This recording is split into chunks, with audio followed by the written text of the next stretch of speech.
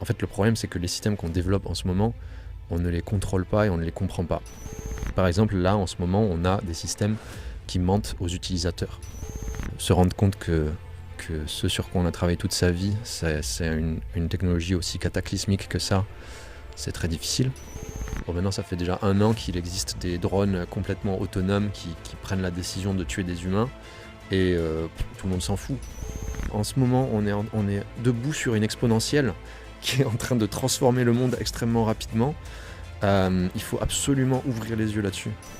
Si on a de la chance, il y aura des catastrophes, je dirais mineures, avant une extinction humaine. Maxime Fourne, bonjour. Eh ben, salut. Le moins qu'on puisse dire, c'est que tu as un parcours exceptionnel. Tu as plus de 10 ans d'expérience en intelligence artificielle. Tu as travaillé pour des gros fonds d'investissement et tu as occupé des postes que beaucoup envient. Mais il y a quelques années, tu as décidé de tout plaquer et en 2024, tu as cofondé Pausia, une association qui milite pour une pause dans le développement des intelligences artificielles les plus dangereuses. La page d'accueil de votre site est pour le moins explicite. Selon de nombreux experts, le développement rapide de l'intelligence artificielle présente un danger catastrophique pour l'humanité à court terme, au potentiel plus dévastateur que la bombe atomique. Dans cette interview, on va donc revenir en détail sur ton parcours et essayer de comprendre qu'est-ce qui t'a fait changer aussi radicalement. Mais commençons par le commencement. Comment est-ce que tu as découvert l'intelligence artificielle ? Ça a commencé par un questionnement sur la nature de l'existence. Je pense que quand j'étais assez petit, peut-être quand j'avais 8 ans, que j'ai compris que j'allais mourir. Ça s'est suivi par pas mal de questions, comme la mort, ça fait peur, mais il y a d'autres questions qui peuvent faire encore plus peur que ça, comme pourquoi est-ce qu'il y a quelque chose qui existe et pas rien. Question qui m'a pas mal travaillé. Et puis au bout d'un moment, on arrive aussi à se poser des questions sur la nature de la conscience. Pourquoi est-ce que la conscience existe ? Comment est-ce que ça fonctionne ? Donc ça devait être quand j'avais 13 ou 14 ans, j'étais fasciné par cette question. J'aimais beaucoup les mathématiques, les sciences dures aussi. Et j'ai commencé à réfléchir à des questions telles que comment fonctionne le cerveau humain ? Et très vite, on en arrive à si le cerveau humain fonctionne principalement par des mécanismes physiques, alors est-ce que c'est possible de le répliquer dans des substrats différents de la biologie ? Donc je réfléchissais un petit peu à tout ça et j'étais aussi à l'époque pas mal passionné de science-fiction, moins maintenant, mais en tout cas quand j'avais 15 ans, je l'étais beaucoup. Et l'idée qu'on puisse créer des machines conscientes, à l'époque, ça me fascinait. Donc c'est comme ça que j'en suis arrivé à m'intéresser à l'intelligence artificielle. Et tu as commencé très rapidement après ça à faire tes premiers programmes ? Le premier programme, ça devait être quand j'avais 12 ou 13 ans. C'était un monde complètement nouveau. J'ai découvert ça. Je pense qu'à l'époque, il y avait un site web qui s'appelait le site du zéro qui offrait des conseils pour des débutants en programmation. Donc j'avais dévoré ça et je faisais beaucoup de simulations de fourmilières à l'époque. Moi, j'étais aussi fasciné par les fourmis et l'intelligence collective. Donc j'essayais de créer des fourmilières virtuelles avec des fourmis intelligentes d'une certaine manière. Donc je faisais ça, oui. Et c'était en C++ à l'époque. Et quelle était la vision de la société à ce moment sur l'intelligence artificielle ? C'était très très stigmatisé. Juste la programmation, même on n'a pas besoin de parler d'intelligence artificielle parce qu'à l'époque, donc on parle des années 2000, juste écrire du code, faire de la programmation, c'était un suicide social si j'avais raconté ça au collège ou au lycée. Et d'ailleurs, ça m'a suivi pendant assez longtemps parce que j'ai fait des études d'ingénieur, même quand j'étais en école d'ingénieur à Centrale Lyon autour de 2010. C'était encore très stigmatisé, mais c'est là que ça a commencé à changer. Je pense que la chose qui a commencé à faire, ce qui a créé ce changement, ça a dû être la sortie de l'iPhone, à mon avis. C'est là où, d'un seul coup, la tech est devenue quelque chose de cool et ça a débloqué cette image du geek cool. Mais avant ça, c'était même pour moi très très difficile d'envisager de faire une carrière dans la programmation. J'avais vraiment internalisé l'idée que c'était quelque chose dont je devais me cacher. Je devais faire ça en secret. Les gens ne devaient pas savoir que j'étais intéressé par ces sujets-là. Tu as mentionné le fait que tu as fait des études d'ingénieur. Est-ce que tu as aussi fait des études en intelligence artificielle ou pas du tout? Quand j'étais à Centrale Lyon, je me suis spécialisé en mathématiques. Pas directement les réseaux de neurones à cette époque-là, mais plutôt ce qui est sous-jacent. Donc les mathématiques, les probabilités, les statistiques. J'ai continué ça avec mon master de mathématiques à Cambridge, où j'ai entre autres étudié les réseaux stochastiques. Et je me suis vraiment spécialisé dans les probabilités. Il faut comprendre que c'est ce qui est la base de toutes ces technologies. Comment est-ce que tu en es venu à travailler dans l'intelligence artificielle? Alors, quand j'ai fini mes études, ça me paraissait vraiment pas être une option viable. Donc, pour moi, ça allait rester une passion. Je voyais pas le domaine progresser très rapidement. Ça a surpris tout le monde, hein, ça continue à surprendre tout le monde. Donc en 2010, c'était quand? C'est en 2011, je pense, que j'ai fini mes études. Je suis parti d'abord travailler dans l'assurance. En tant que je réfléchissais à devenir actuaire. J'ai fait un stage chez AXA pendant 9 mois. Ça m'a absolument dégoûté du monde de l'assurance. Et je suis parti donc travailler pour un fonds d'investissement qui s'appelait Winton Capital. Et c'est là, je pense, que j'ai commencé à découvrir le machine learning.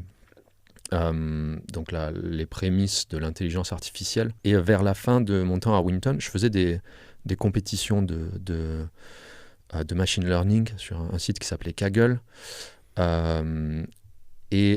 Aussi, j'essayais de créer des réseaux de neurones pour jouer au Go. Donc j'ai commencé à créer ce truc-là. C'était assez prometteur pour jouer au Go automatiquement. et c'est à ce moment-là que Google DeepMind a annoncé qu'ils avaient résolu le jeu de Go, en tout cas qu'ils avaient un système qui pouvait jouer mieux que les meilleurs humains au Go. Bon, j'ai abandonné mon projet d'IA qui jouait au Go, mais j'ai aussi décidé de démissionner de ce fonds d'investissement et de me spécialiser complètement dans les réseaux de neurones profonds. Du coup, à ce moment-là, j'ai rejoint une petite start-up qui s'appelait Seldon. On était 6, enfin j'étais le 6e employé. Et je faisais plusieurs choses. Donc d'une part, je travaillais en open source sur un système, leur plateforme de déploiement d'intelligence artificielle. J'ai créé une bonne partie du noyau de leur plateforme. Et je faisais aussi du conseil en même temps dans des entreprises. Donc là, à ce moment-là, j'ai fait du conseil pour une banque canadienne où j'ai créé un système avec des réseaux de neurones profonds qui faisait ce qu'on appelle du market making pour eux, donc qui analysait les prix sur les marchés automatiquement et qui déterminait les prix pour eux. Et d'ailleurs, je me souviens que on s'est vraiment fait arnaquer parce que je pense que mon système marchait quand même assez bien et j'ai appris qu'on avait été payé une somme qui était à peu près vraiment ridicule par rapport à ce que ce système avait dû leur apporter à ce moment-là. Mais en tout cas, j'ai beaucoup appris. C'était vraiment une période très intéressante de travailler dans une toute petite équipe comme ça, de toucher à tout, d'avoir une grande liberté. Alors du coup, là, ça nous emmène, je pense, jusqu'en 2017 ou 2018. J'ai fait une compétition d'intelligence artificielle en ligne à ce moment-là, qui s'appelait Haylight, qui était organisée par Two Sigma. Donc Two Sigma, c'est un fonds d'investissement systématique qui, à l'époque, alors je sais pas ce qu'ils valent maintenant. Ça va faire presque 3 ans que je suis parti, mais à l'époque, c'était le deuxième le plus successful, qui avait le plus de succès au monde. Ils avaient une réputation assez incroyable, ils embauchaient les meilleurs chercheurs. C'était connu, ce genre de choses, c'est pas trop connu du grand public, hein, c'est vraiment, faut être dans les milieux des fonds d'investissement pour savoir ça. Donc j'étais intéressé par ce qu'ils ont mis en ligne une compétition qui consistait à créer une intelligence artificielle pour jouer à un jeu automatiquement. En gros, chaque personne pouvait créer son intelligence artificielle et les mettre en compétition les unes envers les autres. Et en fait, c'était un coût marketing recrutement, disons, de leur part. Donc ce qu'ils comptaient faire, c'était avoir cette compétition et puis approcher les gagnants pour leur proposer pour leur donner des entretiens. Donc j'ai fait ça et j'étais une des seules personnes à avoir utilisé des réseaux de neurones. Donc la plupart des gens ont approché cette compétition d'une façon, je dirais, de programmation classique. Il faut bien comprendre que ce qu'on appelle l'intelligence artificielle aujourd'hui, ça n'a rien à voir avec la programmation standard. Donc en programmation standard, on écrit une liste d'instructions et le programme va suivre ces instructions à la lettre. En machine learning, on crée une espèce de cerveau artificiel simplifié qui est entièrement vide au début, qui est initialisé aléatoirement. Et ce cerveau va apprendre des données qu'on lui donne à partir d'un algorithme très simple. On ne sait pas trop ce qu'il aura appris, donc on essaye de lui donner les bonnes données, on espère qu'il va généraliser dans la bonne direction. Donc ça, c'est tout un art.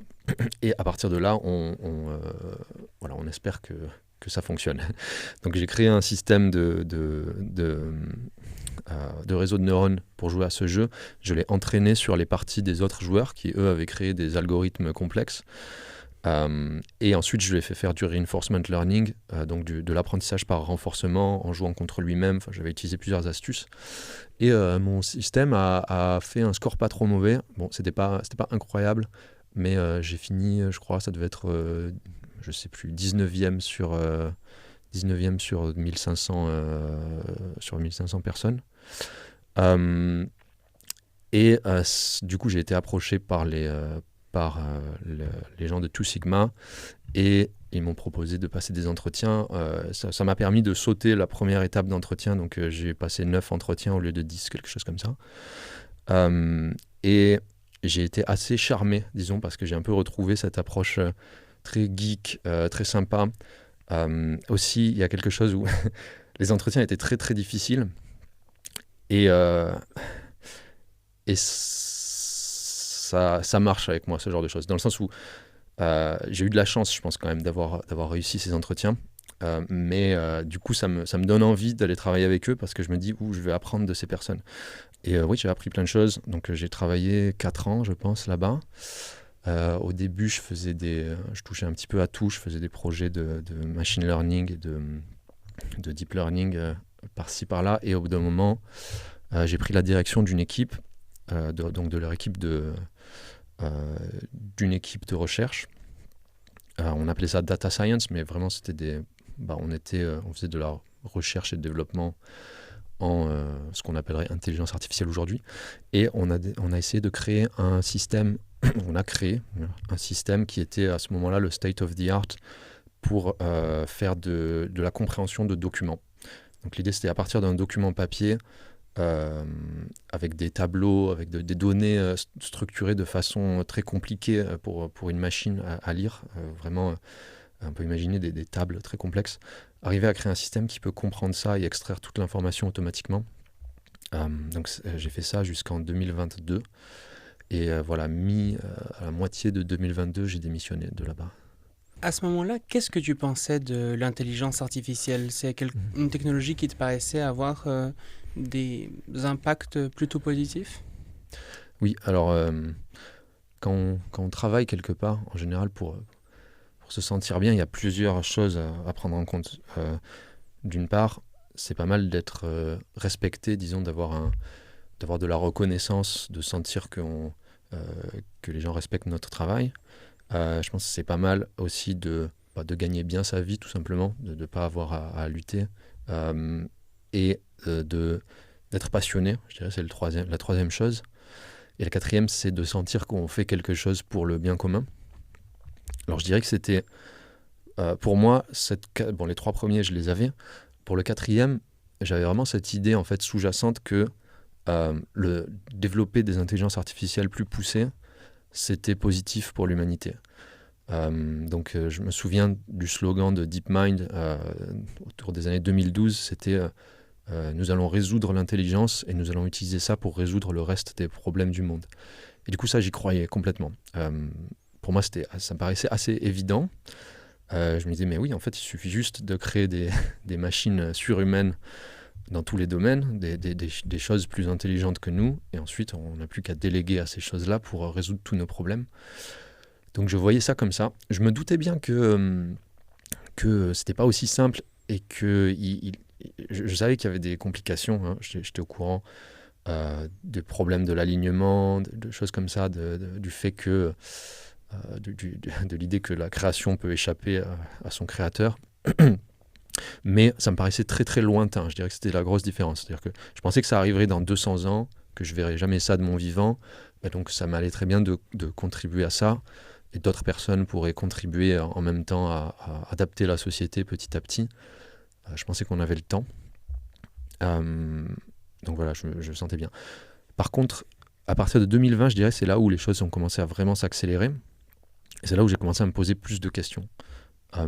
Donc en 2020, il y a eu DALL-E, le premier DALL-E, je crois, qui est sorti, ou GPT-2, je ne sais plus lequel est sorti en premier, mais en tout cas, il y a eu DALL-E avec donc un modèle de génération d'images qui pouvait créer une image de chaise avocat. Je me souviens, on lui décrivait un concept en texte et ensuite il créait une image. Et celui qui m'avait vraiment marqué, c'était la chaise avocat. Donc il générait une image d'un fauteuil en forme d'avocat. Et ce qui est remarquable, c'est que cette image en fait n'existe pas. Vraiment, il n'y avait pas de fauteuil avocat qui existait. Donc ce système a été capable d'utiliser les concepts de chaise et d'avocat, de comprendre, ou en tout cas de corréler ces concepts à toutes sortes d'autres concepts, de transcrire ça dans un domaine visuel pour à la fin générer une image qui correspond à ce qu'on a en tête quand on imagine, nous, une chaise avocat. Ça, c'était incroyable et je pense que peu de gens, encore même de nos jours, réalisent à quel point c'est significant et à quel point ça montre que du mieux qu'on puisse définir le concept de compréhension, ces systèmes commencent à comprendre des concepts. Il y a eu ça et il y a eu GPT-2 et je pense que ça a été encore un plus grand choc. C'est-à-dire qu'un modèle qui était entraîné pour prédire les prochains mots dans du texte, on s'est rendu compte, après l'avoir publié, que ce système était capable, quand on lui demandait de créer un site web fonctionnel avec des fonctionnalités du style clique sur un bouton et mettre un bouton et quand on clique dessus, ça fait telle action. Ça, c'est marrant parce que ça paraît complètement normal de nos jours avec ChatGPT, etc. Mais à l'époque, c'était révolutionnaire et surtout, on l'a pas vu venir. C'était pas comme si les chercheurs avaient essayé de créer ça. Ils ont juste fait un système qui prédit les prochains mots et on s'est rendu compte que ce système avait appris à faire de la programmation. Donc c'est là où j'ai commencé à me dire, ah mais en fait, c'est pas en train d'arriver dans 200 ans, c'est peut-être en train d'arriver dans 30 ou... ouais, je pense, à l'époque, je me disais encore peut-être 20 à 30 ans et je me suis dit, mais en fait, peut-être que je vais voir ça de mon vivant. Et juste après ça, qu'est-ce que tu as fait ? En vrai, je commençais à être un peu burn-out et j'avais besoin d'une pause. Donc j'ai décidé de prendre une année sabbatique et je voulais travailler sur mes propres projets. Et puis aussi, j'avais un projet personnel, donc je faisais énormément d'escalade à ce moment-là. Et j'avais envie de passer quelques mois dans ma vie à juste aller faire de l'escalade, décrocher de tout le reste. Donc j'ai passé 6 mois à Londres à travailler sur des projets personnels qui me tenaient à cœur. J'ai créé un moteur graphique de jeux vidéo, entre autres. Et j'avais l'intention aussi de bosser sur des intelligences artificielles. Et en fait, bon, les choses se sont encore accélérées en intelligence artificielle et j'ai commencé à me rendre compte que mes projets d'intelligence artificielle étaient peut-être obsolètes. Et surtout, j'ai commencé vraiment à réfléchir aux risques à ce moment-là. Ou en tout cas à les prendre au sérieux. Alors qu'est-ce qui m'a ramené à ça ? J'ai pris le temps aussi pour faire beaucoup de philosophie. Je pense que ça a dû aider, philosophie de la morale, d'éthique, etc. Et autour de début 23, pardon, quand GPT-4 est sorti, donc là j'étais parti en Espagne pour faire de l'escalade, GPT-4 est sorti et là je me suis rendu compte que il ne restait plus beaucoup de temps. Concrètement, quels sont les risques que posent ces intelligences artificielles ? En fait, le problème, c'est que les systèmes qu'on développe en ce moment, on ne les contrôle pas et on ne les comprend pas.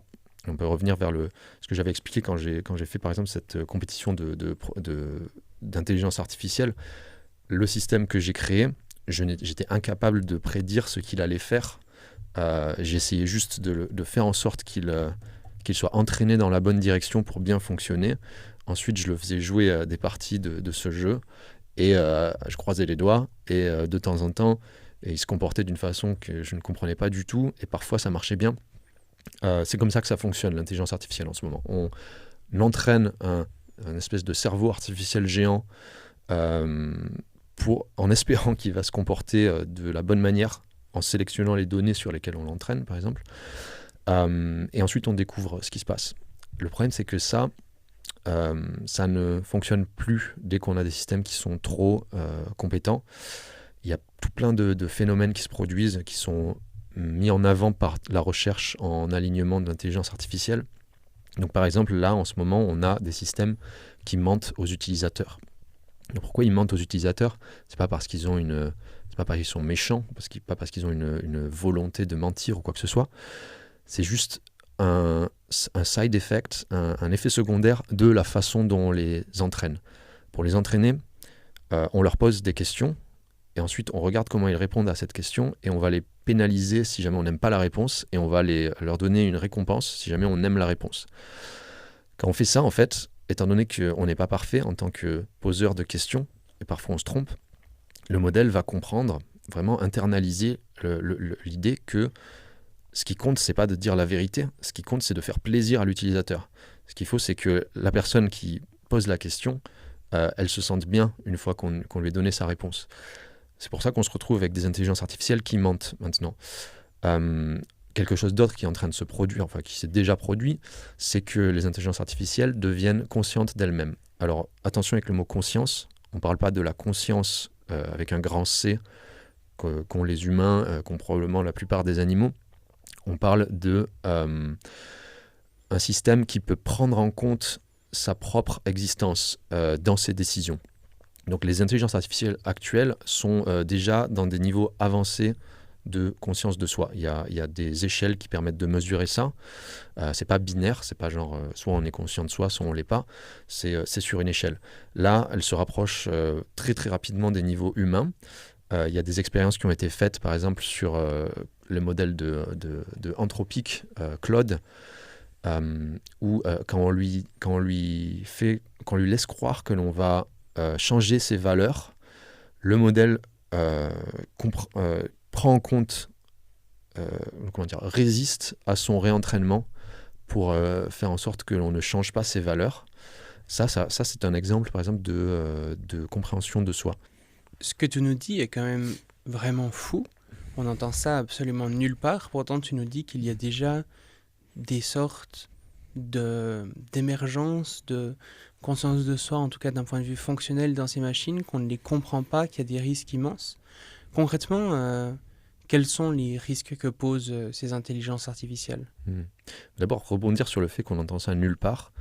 En fait, le problème, c'est qu'on a complètement détruit le paysage informationnel en ce moment. Je pense que c'est la raison pour laquelle on entend ça nulle part, parce que ça devrait être en couverture de tous les magazines. On est en train de créer des machines qui ont conscience d'elles-mêmes. Mais le fait qu'on ne l'entende pas, c'est parce que le paysage informationnel est complètement fragmenté dans tous les sens par les réseaux sociaux. Donc c'est très très bien compris tout ça dans la recherche en sécurité de l'IA. Malheureusement, les gens qui sont en train de prendre les décisions en ce moment n'ont pas accès à ces informations. Donc on a un petit problème face à nous. Et quelle était ta question déjà ? Concrètement, quels sont les risques que posent les intelligences artificielles aujourd'hui ? Alors aujourd'hui, déjà la fragmentation du paysage informationnel que je viens de mentionner, c'est un des risques de l'intelligence artificielle. Prenons l'exemple des algorithmes de recommandation qu'on peut voir. En fait, c'est une forme d'intelligence artificielle. C'est un exemple d'intelligence artificielle non alignée. Quand Facebook met en route son algorithme de recommandation, ce système a pour but de maximiser le temps d'engagement des utilisateurs sur les réseaux sociaux. C'est son seul but. Le problème, c'est que pour faire ça, ce système va peut-être découvrir que les messages de haine, ça crée du temps d'engagement. C'est pour ça que, entre autres, c'est une des raisons pour lesquelles un génocide en Birmanie a été amplifié par les algorithmes de Facebook en 2018. On a vu que ça a créé des chambres d'écho où les messages de haine de certains utilisateurs étaient amplifiés et se baladaient de partout dans le réseau social, parce que l'algorithme avait compris que ça fait du clic, ça fait réagir, et il cherchait vraiment la réaction des autres. Donc ça, c'est un exemple où on donne un but à une intelligence artificielle et il y a des effets secondaires qu'on n'avait pas prévus, des dommages collatéraux immenses. Donc ça, c'est quelque chose qui se produit déjà depuis plusieurs années, qui passe beaucoup trop sous le radar, et c'est la raison pour laquelle nos démocraties sont en train de s'effondrer en ce moment. C'est la raison pour laquelle on se retrouve avec Trump au pouvoir aux États-Unis, on se retrouve avec une élection en Roumanie qui a été annulée récemment. Bref. Sur les dangers qui sont en train de se manifester en ce moment, qui sont un petit peu plus récents, un de ceux qui m'inquiète le plus, c'est la cybersécurité. Donc, en ce moment, on est en train de créer des intelligences artificielles de plus en plus compétentes en programmation informatique et en piratage informatique. Il y a eu des avancées très récentes. Fin 2024, début 2025, on a trouvé des nouveaux mécanismes pour créer des intelligences artificielles de plus en plus compétentes, qui sont a priori exponentielles. Donc il y a pas mal de boucles de rétroaction. Je pourrais expliquer un peu plus en détail ce que ça veut dire, mais on peut s'attendre à ce qu'il y ait un progrès très rapide maintenant dans les sciences dures et dans la programmation, dans les mathématiques. Le problème, c'est que dès qu'on a une intelligence artificielle qui est surhumaine en piratage informatique, on a un problème. Alors là, au moment où je suis en train de parler, je ne sais pas exactement quand le podcast va sortir, une intelligence artificielle est à peu près le niveau du 50e meilleur programmeur au monde. Elle n'est pas encore publique, heureusement. C'est une version de O3 qui est interne à OpenAI. C'est possible que dans quelques mois, peut-être même au moment où ce podcast sera sorti, c'est possible qu'il y ait déjà des intelligences artificielles surhumaines en programmation et donc en piratage informatique. À partir du moment où ça se produit, on a une arme de destruction massive dans le domaine virtuel sous nos mains. Pourquoi ? Parce que ça veut dire que c'est un système qui est au moins meilleur que le meilleur pirate informatique humain, mais qui a moins de contraintes. Par exemple, il n'a pas besoin de dormir. Bon, ça à la limite, c'est pas encore un avantage énorme. Par contre, il tourne 50 fois plus vite qu'un être humain. 50 fois plus vite, c'est énorme. C'est assez difficile en fait de s'imaginer à quel point c'est rapide. Il y a une vidéo sur internet qui illustre bien à quoi ça ressemble de voir le monde 50 fois plus rapidement que les humains. En fait, du point de vue de ce système, les humains ne sont pas une forme de vie animale, mais plutôt une forme de vie végétale. C'est-à-dire c'est un système qui montre des signes d'intelligence sur des intervalles de temps très longs. Il n'y a pas besoin d'être beaucoup plus intelligent qu'un humain. Juste être 50 fois plus rapide, c'est extrêmement dangereux. Et un autre avantage, qui est probablement le pire, c'est que ce système peut être copié-collé 1 million de fois. Alors en fait, il n'y a pas besoin de plus que ça. Juste moi, si je rencontre un génie et il me donne des pouvoirs magiques comme être 50 fois plus rapide que ce que je le suis actuellement et pouvoir me multiplier 1 million de fois, je peux garantir que je détruis Internet en une nuit. Tout simplement. Donc, quand ce système existe, il va être capable de créer des dégâts incompréhensibles. Sur le domaine virtuel, en tout cas, on peut espérer que ce sera cantonné au domaine virtuel, mais c'est pas certain, parce que le domaine virtuel, il interface énormément avec le domaine physique. Comment ? Via les milliards d'humains qui passent plusieurs heures par jour sur leur téléphone. En ce moment, c'est tout à fait possible que vous soyez contacté par des intelligences artificielles qui prennent l'apparence d'êtres humains. C'est arrivé encore à un ami la semaine dernière qui s'est fait appeler au téléphone par une intelligence artificielle qui prétendait être un humain pour lui extorquer de l'argent. En fait, je pense que malheureusement, la plupart des gens qui vont entendre ça vont penser que c'est de la science-fiction, peut-être, mais non, c'est déjà le présent. On est déjà dans un monde où des intelligences artificielles se font passer pour des humains et appellent les gens pour les arnaquer. Donc il y a ce mode d'interface en fait. Donc ça peut avoir d'énormes dégâts dans le monde réel, physique. D'autant quand même que toute la société repose sur Internet aujourd'hui pour fonctionner. Les chaînes d'approvisionnement des magasins, des hôpitaux, etc. Si Internet se fait détruire du jour au lendemain ou sur un laps de temps relativement court, la société ne fonctionne plus. C'est des millions ou voire des milliards de morts. Couper Internet du jour au lendemain, ce qui est certain, c'est que ce serait un cataclysme dont peu de gens peuvent mesurer l'ampleur. Il faut se souvenir que couper l'Internet du jour au lendemain, ça veut dire éliminer tout le système monétaire d'un seul coup. Plus de banques, plus de paiement par carte bleue. Alors j'espère que vous avez du cash chez vous. Mais bon, c'est pas comme si le cash allait valoir quoi que ce soit dans une société où d'un seul coup tout s'est arrêté de fonctionner. Faut comprendre qu'une ville comme Paris, ça n'existe pas naturellement sans un immense système complexe d'approvisionnement en nourriture, en eau, en chauffage. Nos systèmes sont assez fragiles. C'est-à-dire qu'on n'a pas eu de choc énorme dans le système jusqu'à présent. Et un choc comme éliminer Internet du jour au lendemain, c'est comment dire, c'est même plus vraiment un choc en fait, c'est une destruction totale du système. Donc on peut s'attendre à ce qu'il y ait des centaines de millions de morts si jamais ça se produit. Il me semble qu'il y a plusieurs personnes qui ont essayé d'évaluer ce qui se passerait. Donc ce serait bien si des gens commençaient vraiment à réfléchir à des mécanismes de défense pour le moment où ces IA surpuissantes vont apparaître et vont commencer à se répandre sur Internet, ce qui pourrait se produire cette année.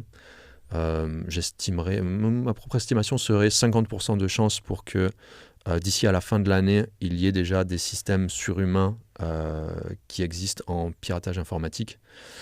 Après, la question c'est est-ce que ces systèmes se retrouvent en open source ou pas? Si jamais ils se retrouvent en open source, c'est la catastrophe.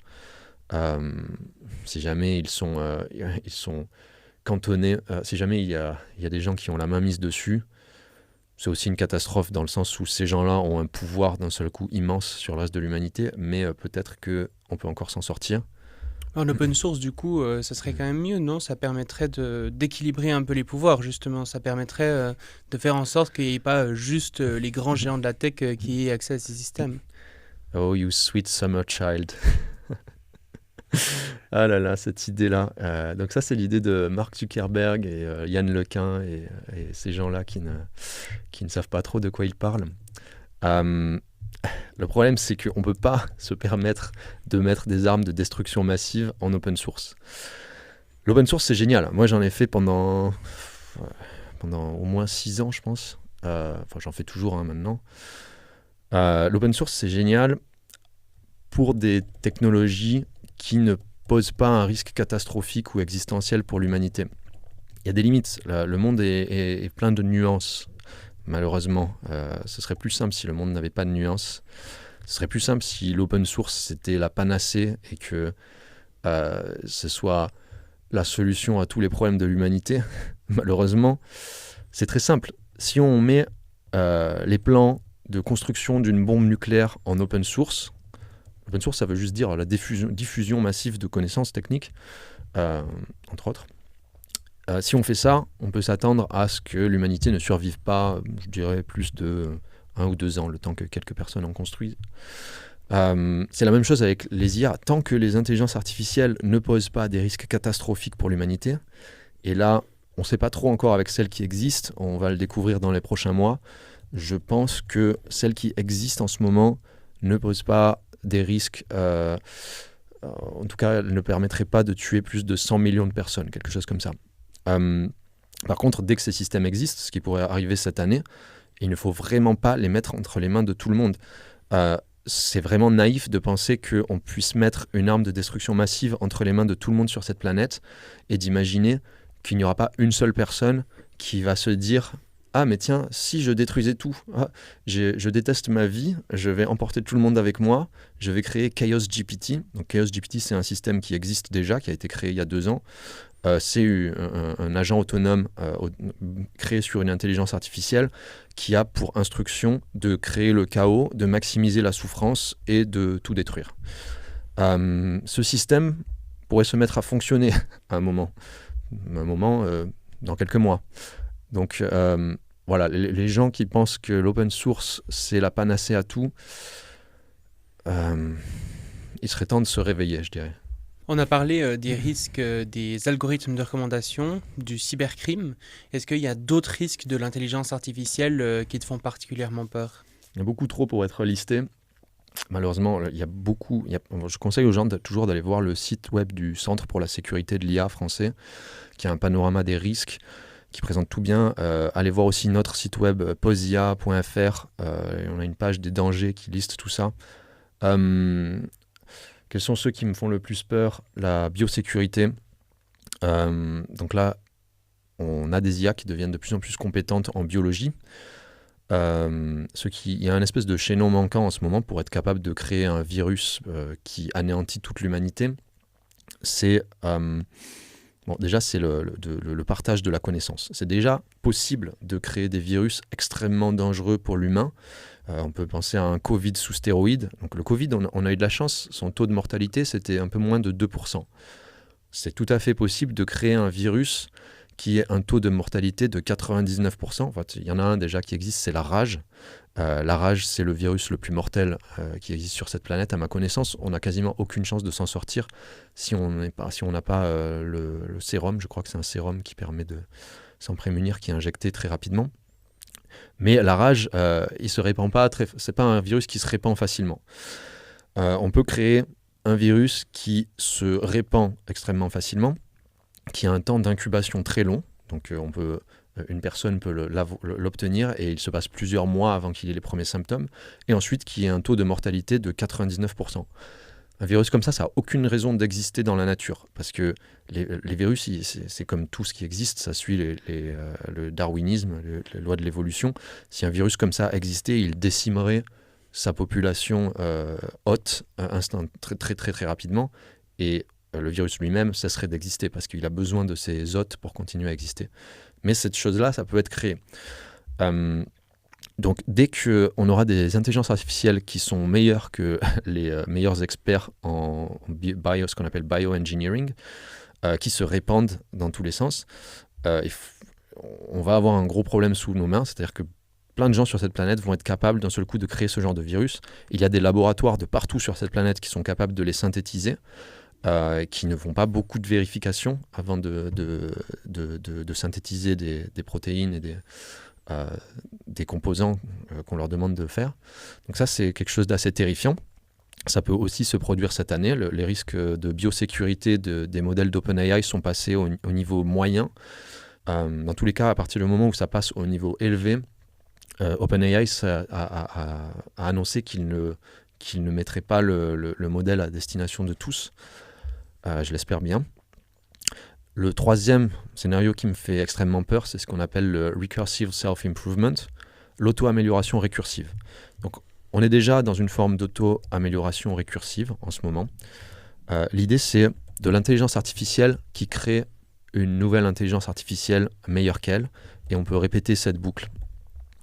Cette boucle, elle est déjà en train de se produire avec les modèles O1, O3, etc. de OpenAI, mais à une échelle où il y a encore besoin de chercheurs en intelligence artificielle.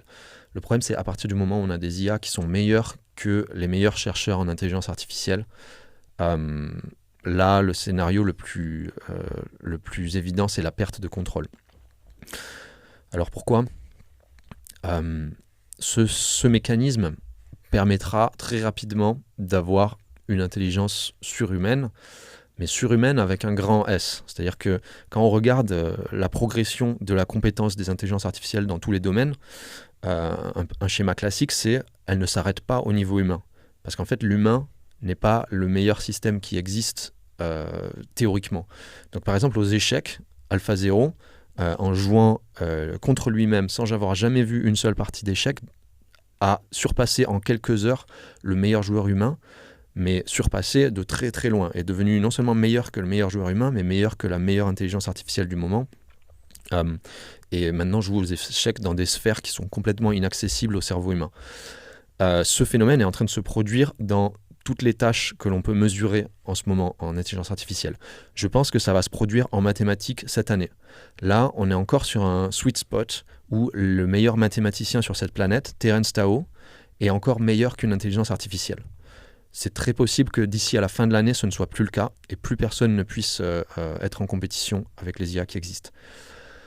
À partir du moment où les intelligences artificielles ont largement dépassé les meilleurs chercheurs en intelligence artificielle, elles peuvent elles-mêmes créer la prochaine génération et on a une espèce de super exponentielle. On se retrouve avec des systèmes complètement incompréhensibles qu'on est en train en ce moment même de mettre dans des agents autonomes dans tous les sens.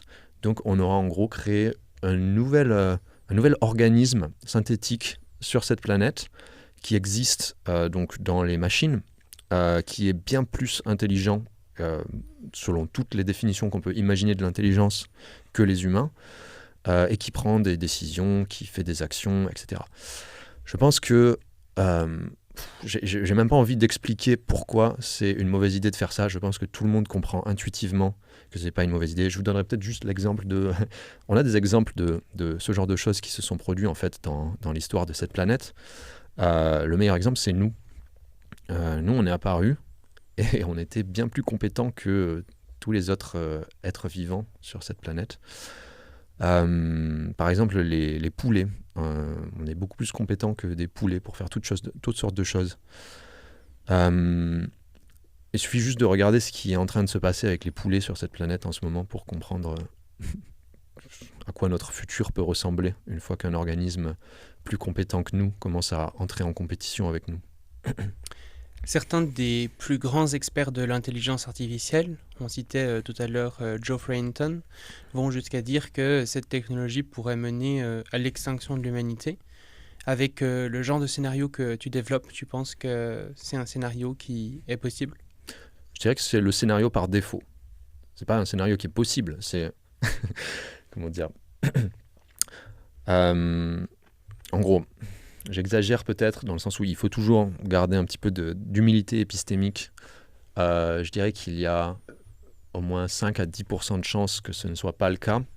Ce qui est extrêmement certain, c'est la perte de contrôle. C'est-à-dire qu'à partir du moment où on a un système plus compétent que l'humain sur cette planète, qui est en compétition avec l'humain, ce qui est déjà en train de commencer à se produire avec les agents autonomes, l'humain ne sera plus en contrôle sur cette planète. Ce qui se passe après ça, c'est pas évident à prédire, mais on se doute quand même que à partir du moment où on est en compétition pour des ressources avec une espèce bien plus compétente, bien plus intelligente que nous, ça devrait pas se passer très bien pour nous. On peut voir ça d'un point de vue de biologie évolutionnaire, on peut voir ça d'un point de vue de darwinisme, d'un point de vue économique. Je conseille à tout le monde de lire un excellent papier de recherche qui est sorti il y a 2 semaines, qui s'appelle Gradual Disempowerment par David Kruger, donc qui parle du scénario de perte de contrôle graduelle, qui est un scénario qui semble très probable, assez évident. C'est plutôt bien, je trouve que quelqu'un ait pris le temps de mettre ça vraiment dans un papier de recherche pour vraiment expliciter tout le raisonnement, parce que même si c'est extrêmement intuitif, et je pense que la plupart des gens peuvent comprendre intuitivement, ça aide quand même d'avoir ce genre de choses, pouvoir se baser sur ce genre de choses. L'idée, c'est que si on crée des agents autonomes qui sont plus compétents que les humains, ce qu'on est en train d'essayer de faire explicitement en ce moment, il va y avoir des dynamiques économiques de compétition entre acteurs qui font qu'on va déléguer absolument toutes les tâches à ces systèmes. Exemple simple, imaginez 2 entreprises, et il y en a une qui décide, nous on ne va pas utiliser d'agents autonomes, on pense que ce n'est pas une bonne idée, on ne va pas le faire, on va continuer avec notre PDG humain qui prend toutes les décisions, et l'autre entreprise à côté qui décide qu'eux ils s'en foutent, ils vont juste donner tout le contrôle à une intelligence artificielle dans un agent autonome. Cette entreprise-là, elle va avoir un PDG et des employés sous stéroïdes qui travaillent 24 heures sur 24, qui travaillent 50 fois plus rapidement que des humains, qui peuvent être copiés-collés 1 million de fois. Donc en fait, cette entreprise déjà a une force de travail qui est 1 million de fois supérieure à l'autre. L'entreprise qui n'utilise pas d'IA va être éliminée instantanément, juste en termes de compétition de marché. Donc c'est ça crée une dynamique où dès que ces agents sont là, sont disponibles à tous, on va leur donner les clés de, comment on dit déjà, les clés du carrosse. On va les laisser faire tout ce qu'elles veulent. Et à ce moment-là, on a déjà perdu le contrôle. Les risques dont tu nous parles sont des risques absolument massifs, des risques catastrophiques. Tu travailles aujourd'hui sur ces sujets au quotidien. Comment est-ce que ça t'affecte personnellement? Est-ce que tu arrives à garder une bonne santé mentale malgré le fait d'avoir conscience de ce dans quoi l'humanité est actuellement embarquée? Hmm. Je dirais que ça va. Donc j'ai fait je suis en paix avec ma propre mortalité depuis un moment déjà. Je pense que je suis à peu près aussi en paix avec l'extinction humaine. J'essaye quand même de faire on essaye de faire tout ce qu'on peut pour que ça n'arrive pas. Mais bon, on va tous mourir à un moment d'une façon ou d'une autre. Je fais aussi 2 heures de méditation par jour, ça aide beaucoup. Je dirais que les moments les plus difficiles, c'est l'accumulation de nouvelles qui vont dans la mauvaise direction. En fait, bon, faut imaginer, la situation, en fait, elle est équivalente à j'ai un cancer. On m'a annoncé que probablement je vais mourir dans quelques années. Et en fait, toi aussi, tu as un cancer. La personne qui nous regarde en ce moment, désolé, vous avez un cancer. Et on a des nouvelles qui arrivent et qui sont équivalentes à me dire « Ah, mais en fait, désolé, le cancer, il va pas vous tuer dans 5 ans, il va probablement vous tuer dans 2 ans maintenant. » Ah, et là, là, du coup, on a appris, avec l'arrivée de O3 et les mécanismes de boucle de rétroaction, on parle maintenant vraiment de quelques mois avant la perte de contrôle. Et là, il vient juste au moment où je parle, on est pendant le sommet de l'IA en France. Et le sommet pour de l'action sur l'IA, c'est une parodie absolument écœurante. Donc un événement complètement marketing où on fait la promotion de cette technologie. On est dans le déni complet de la science, dans le déni des risques. C'est incroyable. On a relégué la sécurité au second plan, alors que les meilleurs chercheurs en intelligence artificielle du monde sont en train de dire qu'on fonce vers le précipice. On a décidé de les ignorer. Du coup, ça aussi, c'est un gros coup. C'est un assez gros coup au moral. Mais de toute façon, on n'a pas d'autre choix que de se battre, j'ai envie de dire. La situation n'est pas vraiment différente de la réalité de tous les jours. On sait tous qu'on va mourir à un moment et on fait de notre mieux pour continuer à avoir une belle vie, continuer à se battre. J'aime bien cette situation qui était... et alors, je ne vais pas me souvenir de qui elle est, mais elle était dans le film Interstellar. Do not go gentle into this good night. Fight against the dimming of the light. N'allez pas gentiment dans cette nuit. Battez-vous contre l'obscurité. Est-ce que ces avancées en intelligence artificielle et cette prise de conscience des risques a changé le cours de ta vie, dans le sens, par exemple, de certains projets que tu pouvais avoir qui ont été annulés, certaines choses que tu aurais voulu faire et qui n'ont pas pu, pour lesquelles aujourd'hui tu sais que tu ne pourras probablement jamais les faire? Ah bah ça a tout changé, ouais. Puisque là, je travaille à plein temps pour Posia, bénévolement. En gros, comme la plupart des gens qui comprennent ce qui se passe en intelligence artificielle, je sais qu'il n'y a pas de futur pour l'humanité, très certainement, au-delà de quelques années. Donc, évidemment, ça change tout.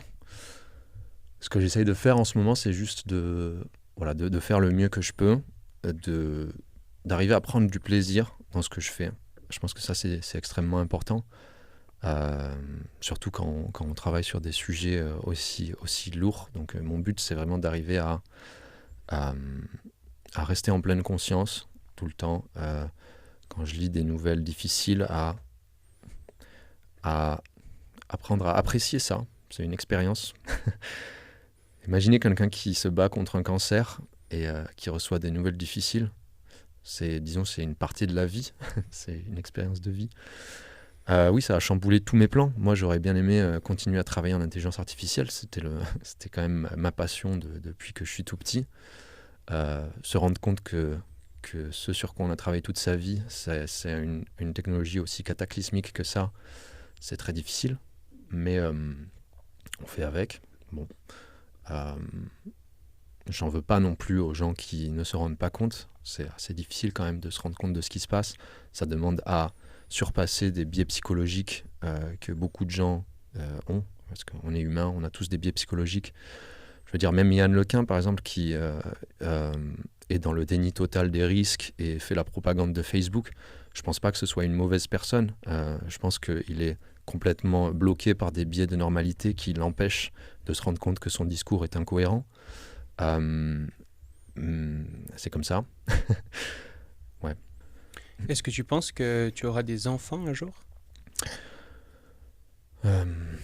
C'est vraiment très corrélé, je dirais, au risque, au risque d'extinction humaine à cause de l'intelligence artificielle.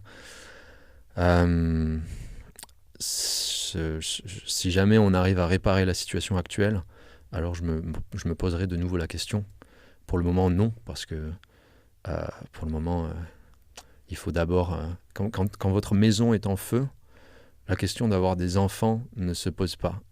Il faut d'abord éteindre l'incendie, et ensuite on peut retourner construire pour le futur. Mais quand on est sur le point de brûler vivant, il faut d'abord s'occuper de ça.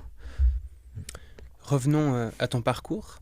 Après avoir eu ce déclic sur les risques de l'intelligence artificielle, qu'est-ce que tu as fait? J'ai eu ce déclic, j'ai décidé que je devais faire quelque chose parce que en fait si même moi qui ai travaillé en intelligence artificielle, je vois ce qui est en train de se passer et je ne fais rien. J'ai beaucoup d'amis qui sont dans ce cas et encore une fois, je voudrais les appeler à s'il vous plaît, vous pouvez faire quelque chose, genre vraiment. Donc, il faut comprendre que bon, j'ai beaucoup d'amis, de connaissances qui travaillent en intelligence artificielle. Je dirais que une bonne partie d'entre eux comprennent ce qu'il se passe, mais sont dans un désespoir en fait. Donc, savent très bien que l'humanité court à sa perte très rapidement, mais se sont dit, je peux rien faire. C'est pas vrai. On peut faire énormément de choses. Donc, il y a une citation qui dit quelque chose comme on a perdu. Le moment où on a perdu, c'est quand les gens bien décident d'abandonner. Donc, je me suis dit, j'ai toujours considéré que chaque individu peut avoir un impact immense sur cette planète s'il le décide. Donc, je l'ai décidé. J'ai réfléchi à qu'est-ce que je peux faire, comment est-ce que je peux démultiplier mon impact. Donc j'ai commencé par faire un projet de recherche pendant 3 mois sur la rhétorique autour des risques de l'intelligence artificielle. C'était aussi pour voir si je me trompais pas. C'est très important pour moi l'épistémologie, avoir une vraie cohérence interne. Donc à ce moment-là, j'étais convaincu qu'il y avait des risques immenses pour l'humanité. La clé, quand on est convaincu de quelque chose, c'est d'aller voir les arguments de l'autre côté et d'essayer de falsifier ses croyances. Ça, malheureusement, trop peu de gens comprennent ça. Si on veut vraiment comprendre ce qui se passe dans le monde, il faut être conscient de ses croyances et essayer activement de les falsifier. Donc j'ai récolté tous les arguments tous les arguments qui vont dans le sens de l'existence d'un risque catastrophique pour l'humanité et tous les arguments qui vont dans le sens opposé. J'ai créé des taxonomies de ces arguments. J'ai créé un projet de recherche là-dessus qui est accessible, que j'ai publié. Et j'en suis arrivé à la conclusion qu'il n'y a vraiment pas grand-chose du côté des gens qui disent qu'il n'y a pas de risque. C'est vraiment le vide, c'est le vide galactique. C'est des gens qui disent c'est de la science-fiction. D'ailleurs, c'est devenu le discours officiel du gouvernement français. Donc le gouvernement français, les gens qui ont organisé le sommet pour l'action sur l'IA en France, ils ont cette ligne science, not science fiction. Donc leur argument, c'est de dire les gens d'en face, ce qu'ils disent, c'est de la science-fiction. Ils n'expliquent pas pourquoi. C'est pas un vrai argument de dire ça. C'est une fallacie argumentative. De l'autre côté, donc du côté qui explique qu'il y a des risques, il y a des années de recherche. C'est là où est la science, des années de recherche qui expliquent très très bien quels sont ces risques, etc. Bon, donc à ce moment-là, je pense que je continue toujours à chercher des arguments pour me montrer que j'ai tort. J'espère sincèrement les trouver. Qu'est-ce que ça ferait du bien de vraiment de me convaincre que c'est pas en train d'arriver, de revenir à une vie normale. Mais pour le moment, il n'y en a pas. Donc, à partir de ce moment-là, je me suis dit, ok, qu'est-ce que je peux faire? Pour décupler mon impact, j'ai regardé les organisations qui existaient, j'ai découvert Pose AI, j'ai rejoint la branche internationale après avoir discuté avec la fondatrice aux États-Unis, qui m'a convaincu que ça pouvait avoir un gros impact rapidement, parce qu'il n'y avait pas eu d'activisme en intelligence artificielle avant. C'est un mouvement qui appelle tout le monde à rejoindre, donc c'est un potentiel de croissance très rapide. J'ai fait ça pendant quelques mois à fond. Je suis devenu directeur technique là-bas, donc j'ai créé pas mal de systèmes pour eux, pour essayer de... Encore une fois, ce qu'il faut faire, c'est créer des exponentiels. Qu'est-ce que je veux dire par là? En tant qu'individu, je ne peux pas avoir un impact démesuré sur la planète avec mes petites mains. Ce qu'il faut, c'est créer des idées qui se propagent dans le système, amplifier en fait, créer des espèces de boucles d'amplification de nos actions. Pour ça, on peut faire pas mal de choses. On peut créer une organisation, essayer de se multiplier en fait, recruter des gens qui pensent comme nous, leur faire comprendre le danger de la situation actuelle et eux-mêmes les faire recruter plus de personnes. Donc c'est un phénomène exponentiel parce qu'à chaque étape, on multiplie le nombre de personnes dans le système. Donc c'est pour ça que j'ai créé la branche française il y a un peu moins d'1 an. Et juste en 9 mois, on a réussi avec moins d'une dizaine de personnes à avoir un impact démesuré déjà sur le paysage médiatique français, etc. On a organisé plusieurs manifestations qui, à chaque fois, ont un article qui est publié dans un grand journal. Ça, c'est intéressant, par exemple. Juste en passant quelques heures dans la rue avec un panneau, on peut avoir un article dans Le Monde, on peut avoir un article dans Bloomberg, on peut avoir un article dans Time Magazine. On peut toucher comme ça des millions de personnes, juste avec quelques heures passées dans la rue. On peut faire du lobbying, chacun à son échelle. Du lobbying, ça veut dire écrire aux gens qui prennent les décisions. Il y a beaucoup trop peu de gens qui savent qu'on peut écrire à son politicien et que souvent les politiciens vont lire ce qu'on leur écrit. Donc on essaie de former des gens pour faire ça. On a organisé des événements. Là, il y a quelques jours, au moment où on enregistre ce podcast, on a organisé la plus grande conférence de sécurité et d'éthique de l'IA qui a jamais existé francophone. On a réuni 10 organisations, 15 intervenants experts de différents domaines, une centaine de personnes, et on commence à créer des coalitions. Donc je pense que le pire chose qu'on puisse faire, c'est tomber dans le défaitisme, se dire qu'il n'y a plus d'espoir et il n'y aura pas de solution, parce qu'en fait c'est ce qu'on appelle une hyperstition, ça. Une hyperstition, c'est une superstition qui se réalise parce qu'on y croit, ou une prophétie autoréalisatrice. Si tout le monde se met à croire qu'il ne peut pas avoir d'impact dans le monde, si je me mets à croire que je ne peux pas avoir d'impact dans le monde, alors je n'aurai pas d'impact dans le monde. Si j'oublie cette croyance et si je me donne les moyens d'agir, alors tout peut changer. Et pour moi, c'est la vraie bataille personnelle à laquelle je fais, c'est que je dois continuer à croire que je peux changer les choses, parce que je sais que tant que je continue à y croire, alors je change les choses. Tu as donc mentionné que tu as fondé l'association POSIA, la branche française de Pose AI. L'association s'est officiellement lancée lors d'une conférence de presse le 10 septembre 2024. Concrètement, quel est le but de POSIA ? Notre but ultime, c'est d'obtenir un traité international pour mettre en pause le développement d'intelligence artificielle générale et de faire signer ce traité par la Chine et les États-Unis. On a un sous-but qui est extrêmement important, c'est de sensibiliser les êtres humains sur cette planète en général. On pense que notre but ultime, le traité international, il peut paraître pas réaliste, mais peu importe en fait. À partir du moment où on arrive à faire comprendre à plus de 1% de la population ce qui est en train de se produire en intelligence artificielle en ce moment, alors de nouvelles solutions peuvent apparaître, les choses peuvent changer très très rapidement. Notre traité international, ça peut devenir envisageable. On veut aussi être prêt, être là avec des moyens quand les premières catastrophes commencent à se produire.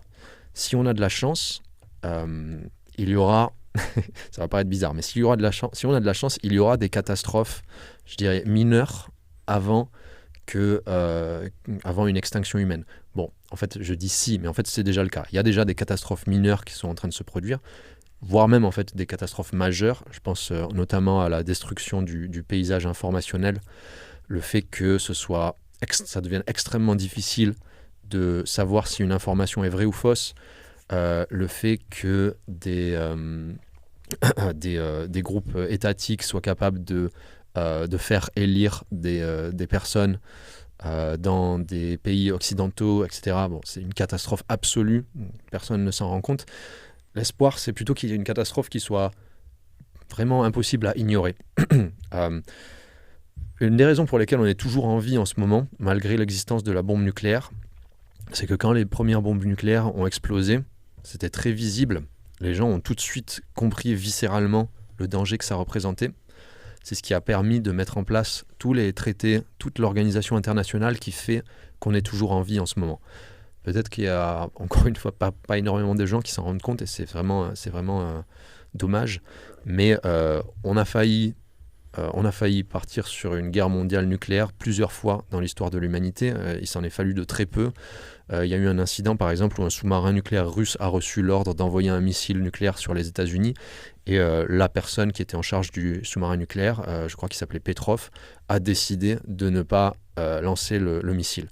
Si cette personne avait pris une autre décision, on ne serait pas en vie. Aujourd'hui, il y aurait eu une guerre nucléaire entre la Russie et les États-Unis. Les bombes nucléaires, c'est très visible, c'est très compréhensible l'impact qu'elles ont. S'il y a une catastrophe avec l'intelligence artificielle qui, par exemple, cause la mort de plusieurs millions de personnes sur cette planète, alors on peut espérer que les gens ouvriraient les yeux soudainement et qu'on fasse en sorte qu'il n'y ait pas plus de morts que ça.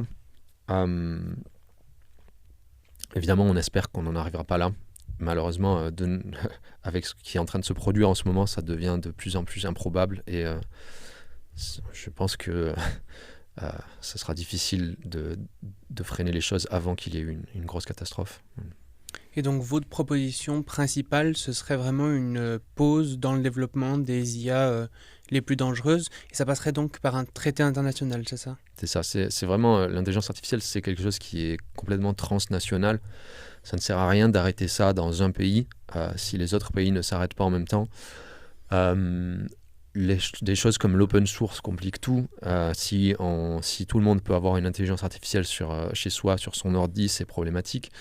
Du coup, on est encore à un moment où on a un sweet spot.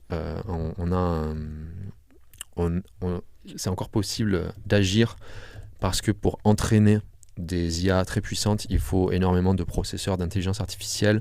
Ça peut encore être contrôlé. Donc là, si on veut agir, on peut le faire maintenant. La fenêtre d'action va se réduire très rapidement.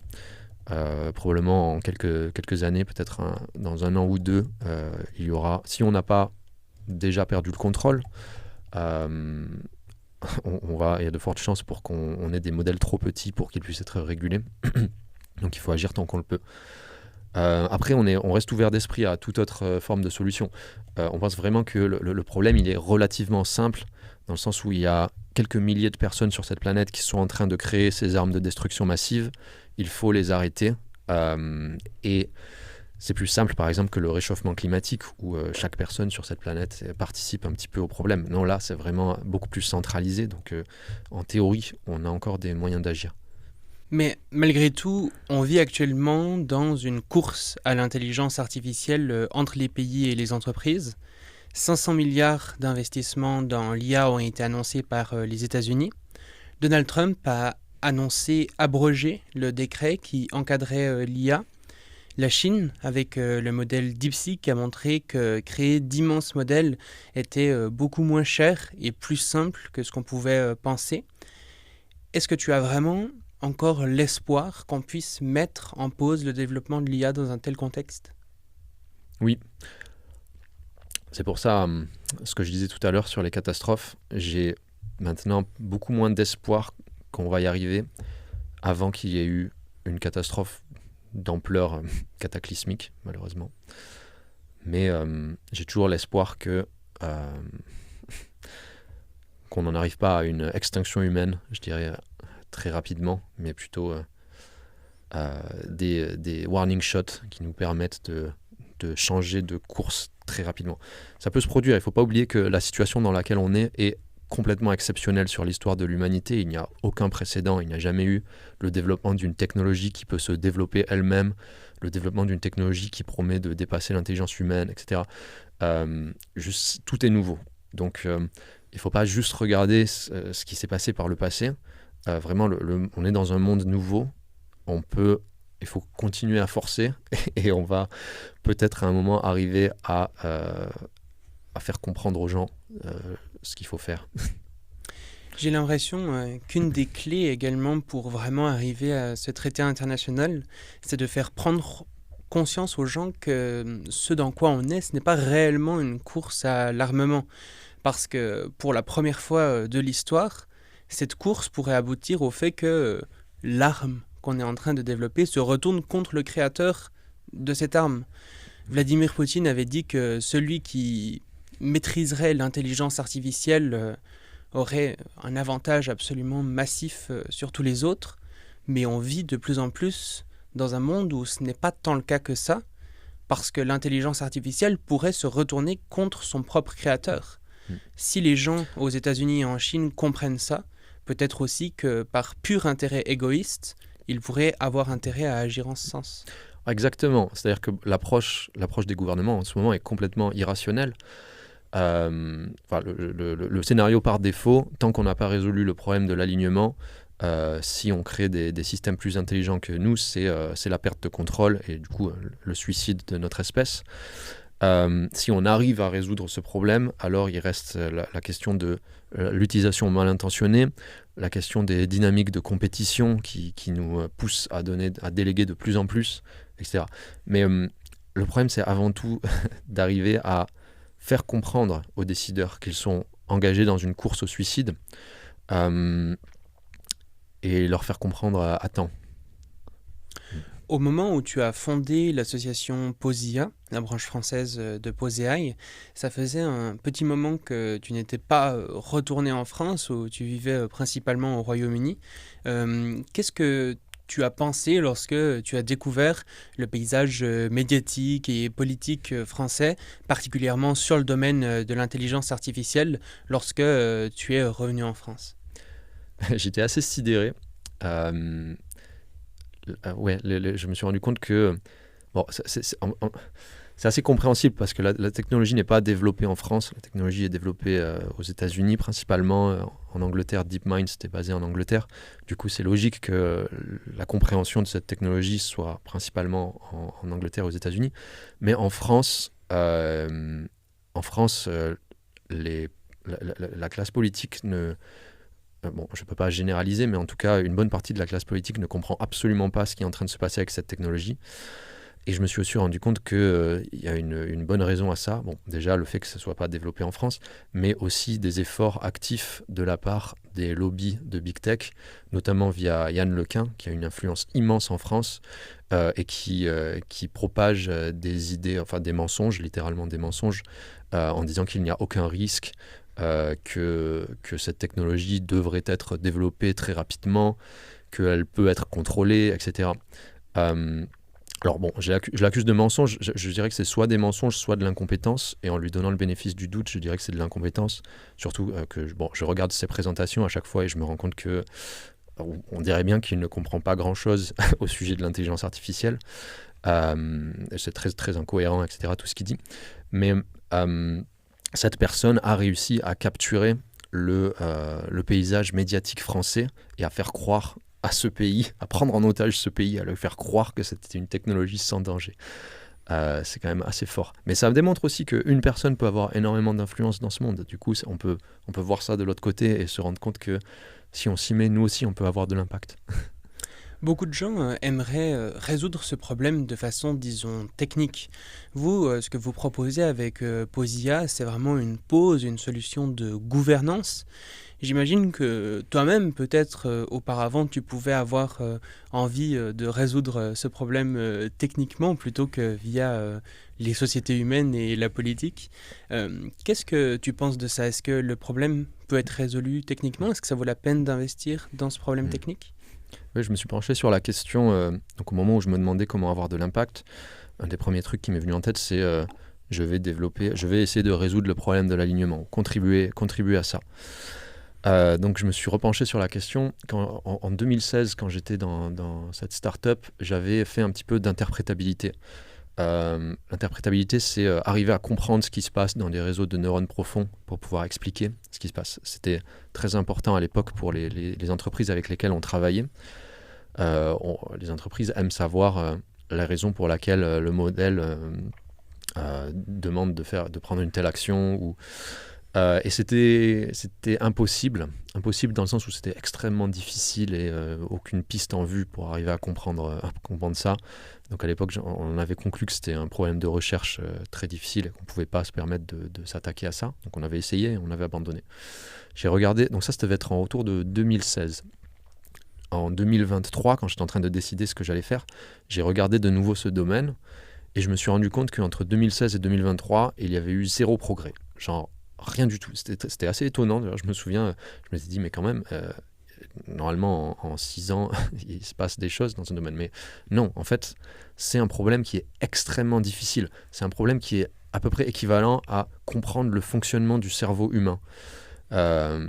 Et peut-être que c'est possible, théoriquement, c'est même pas certain. Peut-être qu'il y a une limite théorique qui voudrait dire qu'un système d'une certaine complexité ne peut pas comprendre un système d'une complexité supérieure. C'est-à-dire que peut-être que le cerveau humain a juste une limitation fondamentale qui ne lui permettra pas de comprendre le fonctionnement d'un système qui est plus complexe que le cerveau humain. Si c'est le cas, c'est peine perdue. Et même si c'est pas le cas, ça devrait prendre peut-être 50 ans. On ne sait jamais, on peut être optimiste. Disons qu'avec un petit peu de chance, ça pourrait se faire en 10 ans, mais j'y crois pas trop. Et même si on y arrive, en fait, même si on arrive à aligner, donc à comprendre ce qui se passe dans des intelligences artificielles, à les aligner avec des valeurs humaines, à faire en sorte qu'elles obéissent strictement à la personne qui les utilise, ben, il reste encore... On est quand même toujours foutu parce que on a un système extrêmement puissant qui peut être utilisé à bon ou mauvais escient par la personne qui l'a entre ses mains. On a juste donné un pouvoir immense à l'individu qui les contrôle. Donc il reste derrière ça toutes les solutions de gouvernance qui doivent être mises en place. L'ampleur du problème est absolument démente. Du coup, je me suis rendu compte que la solution la plus simple, c'est juste arrêter de créer ces systèmes extrêmement dangereux. C'est évident qu'il faut ralentir, au moins ralentir pour donner le temps à toute la recherche qui est nécessaire en alignement, parce que par défaut, on perd le contrôle et puis on n'est plus là. Oui, c'est ça, parce que finalement, même si les concepteurs de ces intelligences artificielles arrivent à les aligner avec ce qu'ils veulent, ce qu'ils attendent vraiment de ces intelligences artificielles, si ces acteurs sont des acteurs malveillants, ils pourraient quand même l'utiliser pour faire des choses malveillantes. Du coup, le problème de l'alignement, ça résoudrait pas tous les problèmes, quoi. Bien sûr, et il y a plein de sous-problèmes. C'est assez complexe l'alignement, enfin, c'est probablement une des disciplines les plus complexes qui existent. Donc c'est difficile à réduire en quelques mots, mais c'est un problème que j'appellerais problème à trous. C'est-à-dire que les gens qui ont des plans en ce moment pour résoudre l'alignement, si leur plan réussit, on est quand même foutu. Il n'existe pas de plan qui, s'il réussit, garantit avec une probabilité acceptable, je dirais une probabilité de 3%, ce serait déjà pas mal, que tout se passe bien. Non, tous les plans qui existent en ce moment, si on réussit ces plans, on est quand même foutu. Tu mentionnais notamment le fait qu'une rhétorique souvent utilisée, même maintenant par le gouvernement français, est celle de la science-fiction, le fait de dire que tout cela ne serait que des rêves de personnes ayant trop regardé Terminator. Est-ce qu'on peut revenir sur cet argument? Qu'est-ce que concrètement tu en penses? Mais je pense que c'est pas un argument. J'attends de voir le vrai argument. C'est-à-dire qu'il faut bien comprendre que d'un côté, on a des années de recherche en sécurité de l'IA, euh, de recherche avec certaines des personnes les plus intelligentes de cette planète qui ont travaillé sur ce sujet, qui ont publié des papiers très détaillés, etc. Et de l'autre côté, on a des gens qui se permettent de dire c'est de la science-fiction. Point. Rien derrière. Genre pas de contre-recherche, pas de... On n'adresse même pas les arguments individuels. Il n'y a pas quelqu'un qui va dire la convergence instrumentale. Donc la convergence instrumentale, c'est un des piliers des problèmes dans l'alignement. Ça revient à dire que quel que soit le but d'un système, on s'attend à ce qu'il développe des sous-buts comme sa survie, comme la prise de pouvoir, l'auto-réplication. Donc tout ça, c'est recherché depuis des années. Donc ça fait environ 15 ans que les chercheurs en sécurité de l'IA annoncent ça. Ça fait maintenant 2 ans qu'on observe ces comportements qui apparaissent dans les IA de partout. Toutes les IA commencent à avoir de la convergence instrumentale, c'est empirique. Et derrière, on a Anne Bouvreau qui dit « c'est de la science-fiction ». C'est le silence derrière, je pense, qui est important. Ce qui me sidère aussi avec cet argument, c'est que ces gens ne se rendent peut-être pas compte d'à quel point le monde dans lequel on vit est déjà de la science-fiction. C'est-à-dire que même des choses comme le fait de pouvoir communiquer instantanément, pratiquement instantanément, partout à travers le monde avec n'importe qui, c'est des choses qui semblaient être complètement folles. Pour n'importe qui, il n'y a ne serait-ce que 100 ans, 200 ans. Le fait qu'on ait été sur la Lune, le fait que des intelligences artificielles soient capables de nous persuader de tout un tas de manières, d'avoir une certaine empathie, de comprendre ce qu'on leur dit, c'est des choses qu'il y a encore même peut-être quelques années, les gens prenaient comme de la science-fiction et qui sont en train de se réaliser. Oui, ça revient un peu au biais de normalité. On a une tendance à... Les humains, en fait, on n'est pas... Évolutionnairement parlant, on n'est pas fait pour vivre dans un monde qui change constamment autour de nous. L'espèce humaine, selon où on met la limite, on a existé, disons, quelque chose comme 100 000 ans. Peut-être entre 1 million et 100 000 ans. Le monde, pendant cette période, a été à peu près très très stable. C'est-à-dire que pendant les 98 000 premières années de notre existence, ou peut-être un peu moins, les 90 000 premières années de notre existence, le monde était très stable. Et là, il est en train de changer très rapidement. Les choses ont commencé à changer, je pense, il y a quelque chose comme 10 000 ans, avec l'invention de l'agriculture. Je ne sais plus si j'ai les chiffres exacts, mais l'humain commençait l'environnement de l'humain commence à changer lentement, mais toujours pas trop rapidement. C'est-à-dire que dans une vie humaine, les choses sont stables. Sur le fil de plusieurs générations, les choses changent, mais dans une vie humaine, les choses sont stables. Là, depuis une centaine d'années, c'est plus le cas. Ça fait qu'une centaine d'années, donc un millième, une toute petite partie de l'existence de l'humanité. Là, on est dans un cas où un être humain est dans un monde qui évolue autour de lui. Le cerveau humain n'est pas adapté à ça. Le cerveau humain continue à croire qu'il est dans le même monde. L'iPhone est apparu en 2007. Ça a changé le monde très rapidement, en quelques années. Tout le monde a continué à imaginer qu'il existait dans le même monde qu'avant. ChatGPT est apparu en 2022, je crois qu'il est devenu public. 2 ans plus tôt, les gens auraient dit c'est de la science-fiction, ça ne se produira pas avant une centaine d'années, je ne vivrai pas dans un monde où je parle avec des machines, etc., où j'ai une conversation plausible avec des machines. C'est apparu, même pas quelques mois après, les gens s'y sont habitués et maintenant ils l'ont complètement internalisé, pensent que c'est quelque chose qui a toujours existé et ne voient pas la courbe du changement. C'est ça qui est important, c'est de voir qu'on est en ce moment, on est debout sur une exponentielle qui est en train de transformer le monde extrêmement rapidement. Il faut absolument ouvrir les yeux là-dessus. Et d'ailleurs, on est dans la science-fiction, même sur les aspects les plus négatifs de cela, disons. Dans le sens où beaucoup de choses, on dirait non, jamais on n'aurait fait ça avec une intelligence artificielle. Mais en réalité, on a coché les cases petit à petit en leur donnant accès à des choses terribles. Oui, c'est assez drôle parce qu'il y a encore 10 ans, les gens qui spéculaient sur la création de l'intelligence artificielle disaient « Ok, on va peut-être créer des systèmes puissants, mais on leur donnera jamais accès à Internet parce que ce serait très très bête de faire ça. Bon, on leur a donné accès à Internet il y a maintenant 2 ans. On disait on leur donnera jamais, on mettra jamais des intelligences artificielles dans des systèmes qui peuvent tuer des humains. Bon, maintenant ça fait déjà 1 an qu'il existe des drones complètement autonomes qui prennent la décision de tuer des humains et tout le monde s'en fout. On est en train de traverser toutes les lignes rouges de la science-fiction, des récits de science-fiction qui nous disent ne faites pas ça avec des robots, ne faites pas ça avec des machines. C'est comme ça. Il faut espérer qu'on ne va pas bientôt traverser une nouvelle ligne rouge qui est celle qu'il ne fallait pas traverser. Tu as mentionné le fait qu'il y avait des risques absolument massifs pour l'humanité avec le développement extrêmement rapide de cette intelligence artificielle. Tu as aussi mentionné le fait que chaque individu peut avoir un impact sur le monde bien plus grand que ce qu'on peut croire. Concrètement, qu'est-ce que peuvent faire les gens qui ont été convaincus par cet épisode et qui aimeraient s'engager dans ce domaine ? Venez nous parler. Rejoignez donc Posia sur notre site web. Il y a un lien vers notre communauté Discord. C'est là où on s'organise. Si vous avez des moyens financiers, vous pouvez nous aider financièrement. Donc on est tous bénévoles. Le moindre don a un impact démesuré. Vous pouvez rejoindre nos manifestations.